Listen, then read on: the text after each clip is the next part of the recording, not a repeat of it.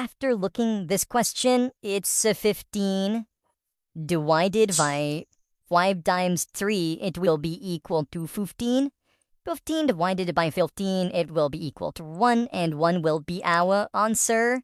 But your mind is asking about the rule, which rule you have followed. So it is incorrect because we have not followed any order of operation.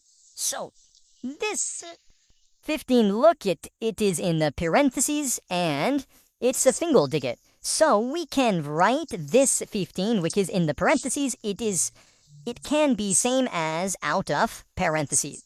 So 15 without parentheses is same as 15 in the parentheses. Okay, the first step. So 5 as it is, times as it is, and 3 as it is. Now, we know that dmas principle, order of operation, in which first of all, division will be solve. So we have to move from left to right, and here is division at left, so we have to solve division.